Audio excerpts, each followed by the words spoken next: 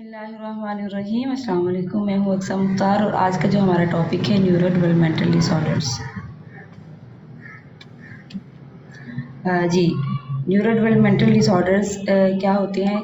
जब भी हम न्यूरो डेवलपमेंटल डिसऑर्डर्स के बारे में बात करते हैं तो इसमें दो इम्पॉर्टेंट चीज़ें आ जाती हैं, न्यूरो, ठीक है, और दूसरा जो है वो डेवलपमेंटल। यानी कि न्यूरो से क्या चीज़ मुराद ली जाती है और डेवलपमेंटल से क्या चीज़ मुराद ली जाती है, उनको हम अभी डिस्कस करते हैं। न्यूरो यानी कि जब आपकी एक पर्सन की न्यूरोलॉजिकल डेवलपमेंट हो रही होती है या उसका नर्वस सिस्टम डेवलप हो रहा होता है, तो उस दौरान कहीं न कहीं कोई न कोई जिस तरह से इफ़ेक्टिवली डेवलपमेंट होनी चाहिए, उस तरह से वो चीज़ें इफ़ेक्टिवली डेवलप नहीं हो पाती, किसी न किसी इश्यू की वजह से।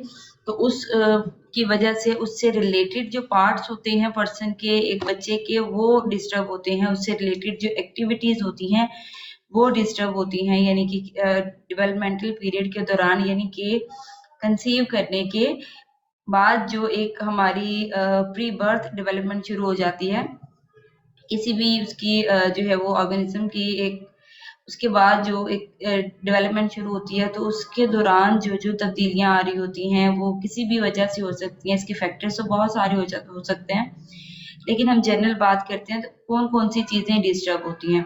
फॉर एग्ज़ाम्पल डेवलपमेंटल पीरियड के दौरान अगर आपके ब्रेन का कोई ऐसा पार्ट डैमेज होता है या ऐसे पार्ट की ग्रोथ में कोई ना कोई डेफ़िसिट रह जाती है, तो जिसकी वजह से फिर उससे रिलेटेड जो फंक्शनिंग होती है वो प्रॉपरली एक बच्चा जो है परफ़ॉर्म नहीं कर पाता।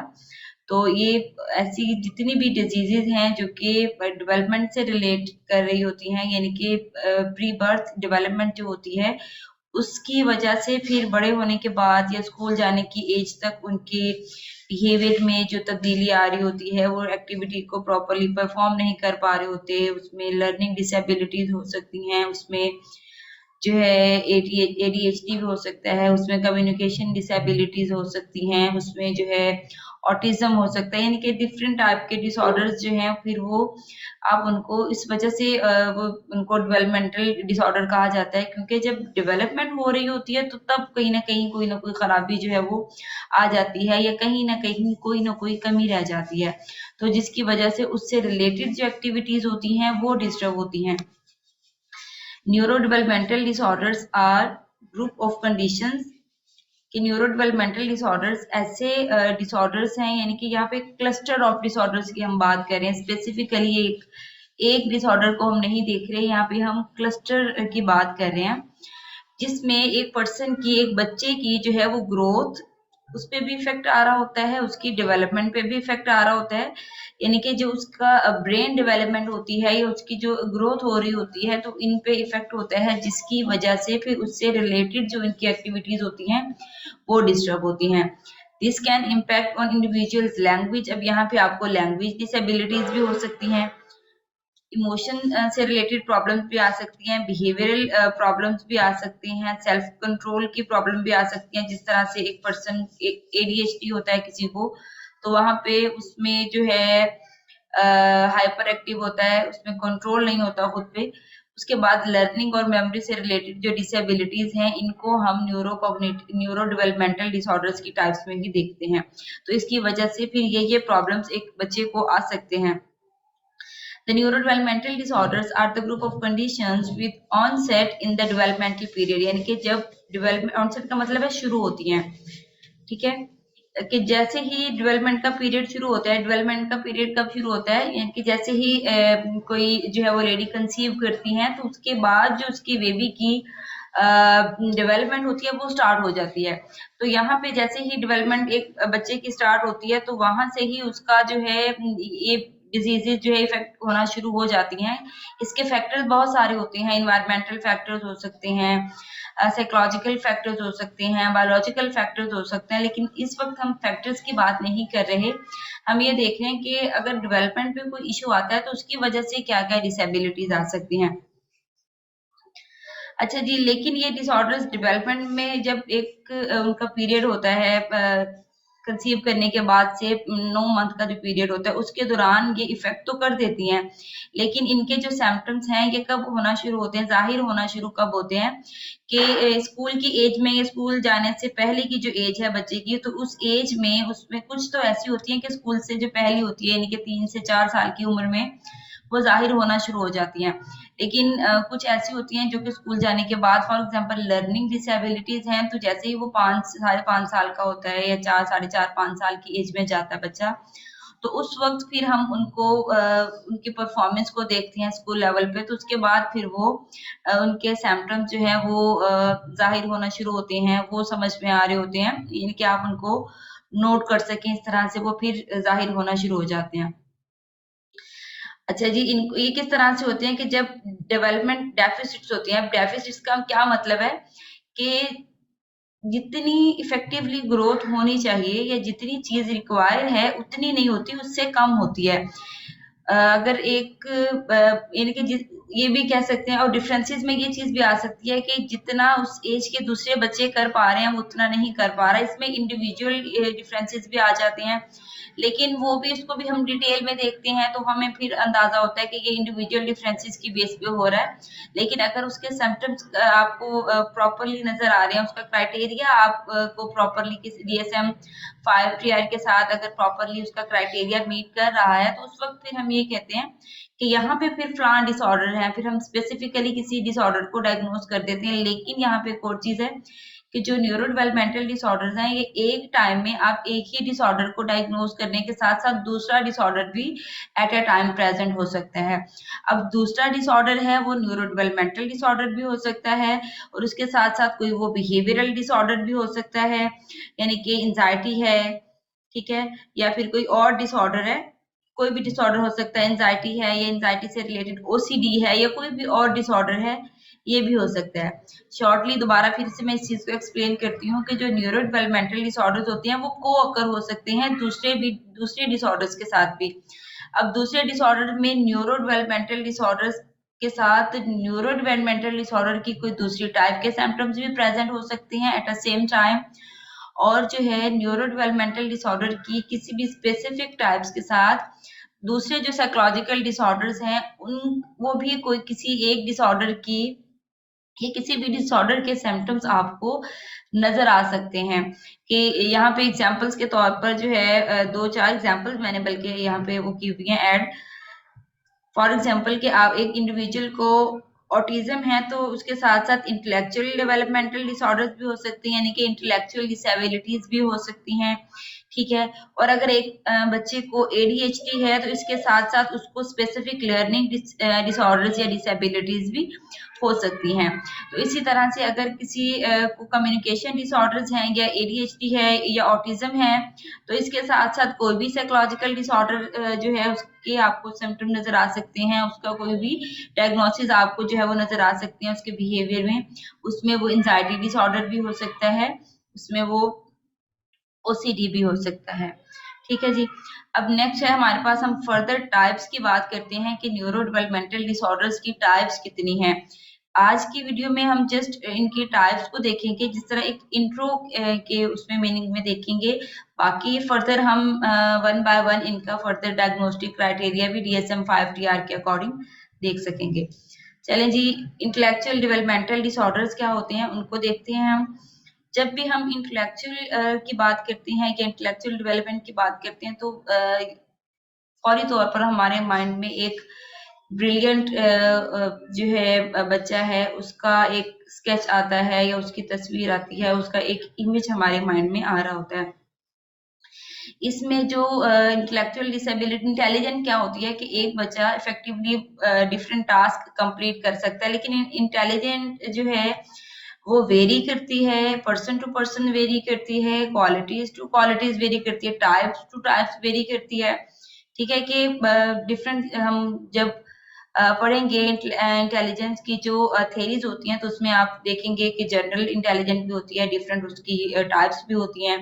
खैर ये एक अलग टॉपिक है, अगर हम इस पे आज डिस्कस करेंगे तो हम टॉपिक से हट जाएंगे। इंटेलेक्चुअल डेवलपमेंटल डिसऑर्डर्स क्या होता है? Deficit in general mental abilities. कि जो जनरल मेंटल एबिलिटीज होती हैं उनमें कमी होती है, कि जो जनरल एबिलिटीज हैं एक पर्सन उनको भी प्रॉपरली परफॉर्म नहीं कर पाता, या वो भी इन चीजों को भी प्रॉपरली डील नहीं कर पाता। वो कौन कौन सी होती हैं? मेंटल एबिलिटीज जो जर्नल होती हैं वो कौन सी होती हैं? रीजनिंग है, प्रॉब्लम सॉल्विंग है, कि किसी भी पर्सन में चीजों को लॉजिकली देखने की कैपेबिलिटी होती है, प्रॉब्लम को सॉल्व करने की कैपेबिलिटी है, कि कोई भी प्रॉब्लम आ गया है तो या किसी भी चीज को वो फेस कर रहे हैं तो उसको सॉल्व करने की कैपेबिलिटी है, उसको हैंडल किस तरह से करना है, उसको डील किस तरह से करना है, और फर्दर डिफरेंट चीजों के मामले में प्लानिंग किस तरह से करनी है। इनको जर्नल मेंटल एबिलिटीज इसलिए कहा जाता है कि ये सारी की सारी ऑलमोस्ट तमाम लोगों में प्रेजेंट होती हैं, लेकिन वो पर्सनैलिटी टू पर्सनैलिटी या इंडिविजुअल टू इंडिविजुअल उनका लेवल वेरी कर रहा होता है, कि किसी में कोई चीज ज्यादा होती है, किसी में कोई चीज कम होती है।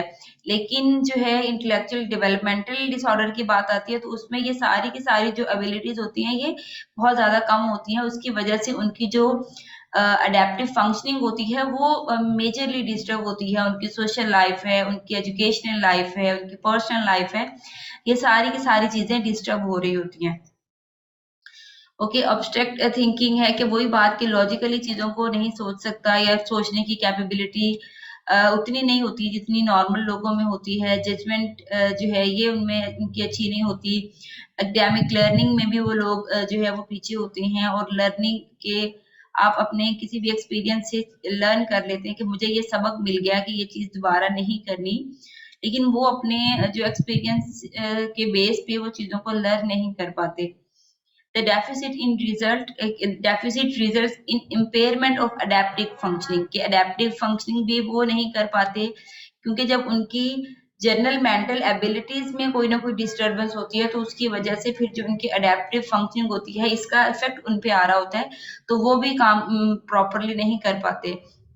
अब वो कौन कौन सी चीजें होती हैं कि आपने पर्सनल इंडिपेंडेंस और सोशल रिस्पॉन्सिबिलिटी के कुछ स्टैंडर्ड्स बने हुए होते हैं कि आपने ये काम इस लेवल तक करने हैं, कि आप अपनी पर्सनल इंडिपेंडेंस है या फिर आपकी जो है वो सोशल रिस्पॉन्सिबिलिटीज हैं, ये जब उनकी प्रॉब्लम सॉल्विंग की कैपेबिलिटी नहीं है, उनकी एब्स्ट्रैक्ट थिंकिंग नहीं है, वो चीजों की लेते हुए जजमेंटल नहीं है। जजमेंटल से मुराद यहाँ पे किसी को नेगेटिवली एवेल्युएट करना मुराद नहीं लेंगे हम, यानी कि बिल्कुल एक न्यूट्रल होके आप चीजों के बारे में एक जो है वो इंसाफ पसंदी की तरफ जाते हैं, वो उस मायनों में यहाँ पे चीजों को हम लेंगे। प्लानिंग वो नहीं कर पाते कि हम कोई भी एक नॉर्मल बंदा कोई भी काम करता है, किसी भी टास्क को करने का इरादा करता है तो कुछ ना कुछ उसके माइंड में छोटे छोटे गोल्स बने हुए होते हैं, कोई प्लान बनाया हुआ होता है। तो इनकी लाइफ में ऐसी चीजें नहीं होती, ये कर नहीं पाते, क्योंकि मैं डिसेबिलिटीज की वजह से इनकी ये जो नॉर्मल फंक्शनिंग होती है, जो सोसाइटी में रहते हुए जो फंक्शन इनको परफॉर्म करना होते हैं वो भी प्रॉपरली परफॉर्म नहीं कर पाते। तो इसकी वजह से उनकी जो डेली लाइफ है वो भी डिस्टर्ब होती है। इसमें कौन कौन सी चीजें डिस्टर्ब होती हैं? क्योंकि कम्युनिकेशन भी इनकी डिस्टर्ब होती है, इनकी सोशल पार्टिसिपेशन भी डिस्टर्ब होती है, क्योंकि वो प्रॉब्लम को सॉल्व ही नहीं कर पाते, वो चीजों को लॉजिकली डील ही नहीं कर पाते, प्लान ही नहीं कर पाते। एकेडमिक लर्निंग भी उनकी कुछ खास नहीं होती, तो इस वजह से उनकी जो है एकेडमिक और ऑक्यूपेशनल जो लाइफ होती है उसमें जो फंक्शनिंग होती है वो डिस्टर्ब होती है, वो उसमें डेफिसिट्स होते हैं, कमियां रह जाती हैं।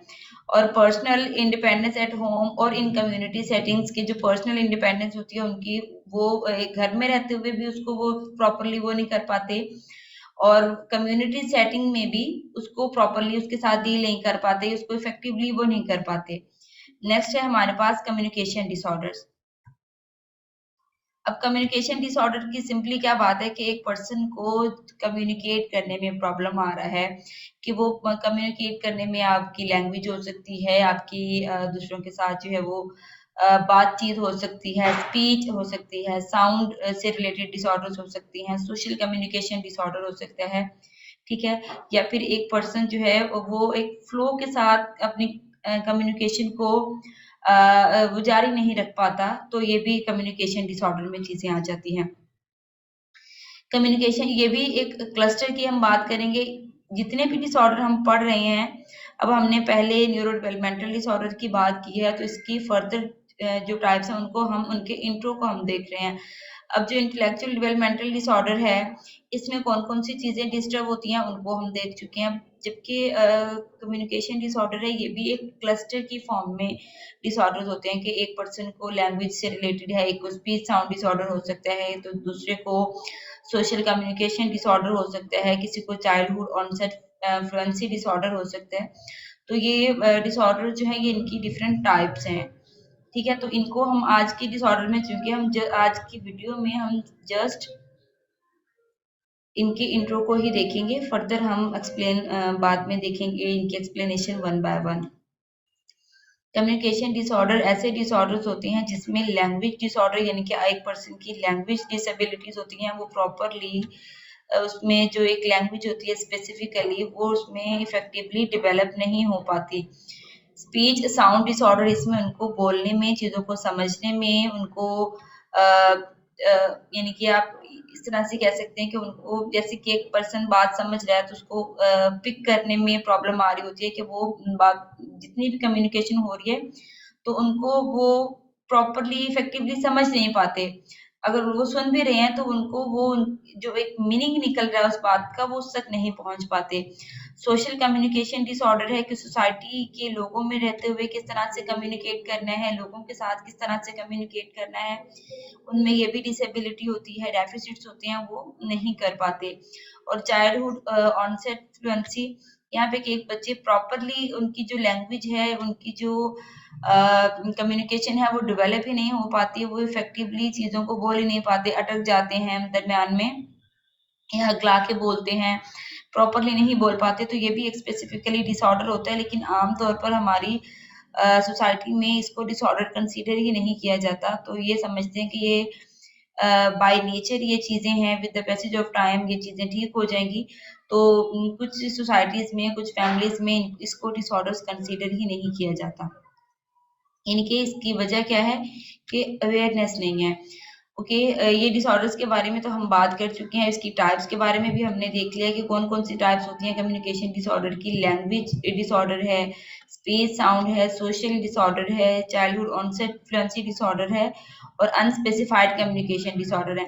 अब अनस्पेसिफाइड कम्युनिकेशन डिसऑर्डर्स जो होते हैं या कोई भी डीएसएम का कोई भी आप डिसऑर्डर खोलते हैं तो उसमें आपको स्पेसिफाइड डिसऑर्डर भी मिलेंगे और अनस्पेसिफाइड डिसऑर्डर भी मिलेंगे।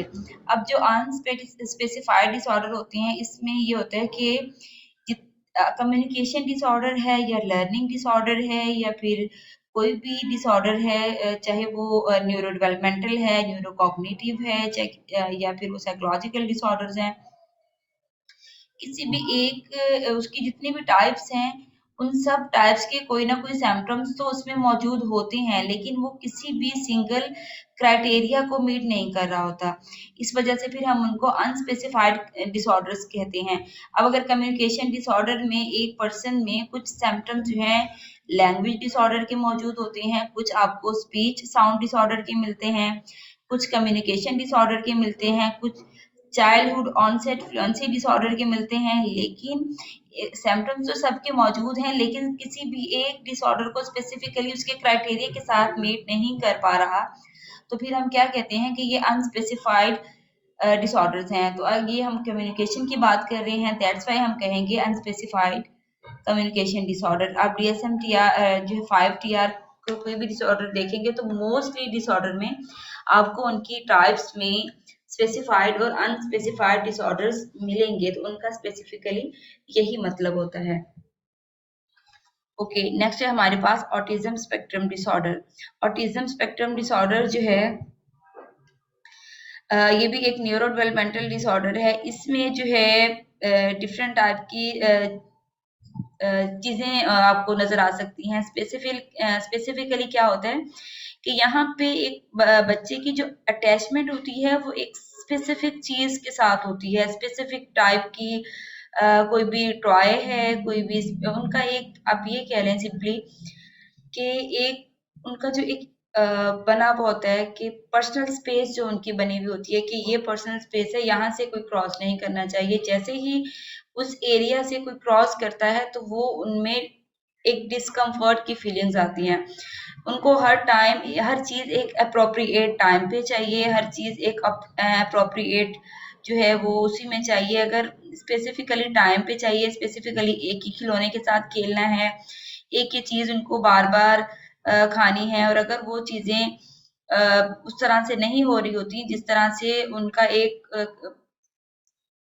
कंफर्ट ज़ोन बना हुआ होता है, उस तरह से वो चीज़ें नहीं होती, तो फिर वो डिस्टर्बेंस क्रिएट करते हैं। इनकी लैक ऑफ कम्युनिकेशन भी इनमें होती है कि ये प्रॉपरली दूसरों के साथ बात नहीं करते, या बात का जवाब देना ही ये ज़्यादा ज़रूरी नहीं समझते। एक गेम है तो उसको ये बहुत दिनों तक खेलते रहेंगे। अगर ये जो एक खाना खा रहे हैं तो इनको वही पसंद है। घर में जितने लोग हैं उतने ही होने चाहिए। अगर एक बंदा जो है वो घर में ज़्यादा होता है, तो इनकी पर्सनल स्पेस, इनका कंफर्ट ज़ोन डिस्टर्ब होता है। और अगर ये बच्चे जो चीज़ खा रहे हैं उनको वही बार-बार चाहिए, अगर उन्हें वो चीज़ नहीं मिलती फिर भी इनका कंफर्ट ज़ोन डिस्टर्ब होता है, तो फिर ये बहुत ही ज़्यादा अग्रेसिव बिहेवियर शो करते हैं, गुस्से में आते हैं। तो इस टाइप की जब बिहेवियर शो करती हैं तो पेरेंट्स चूँकि ये समझते हैं, बहुत से लोगों को जिनको इस डिसऑर्डर के बारे में नहीं पता होता, तो वो समझते हैं कि ये दिन-ब-दिन बच्चे बदतमीज़ हो रहे हैं।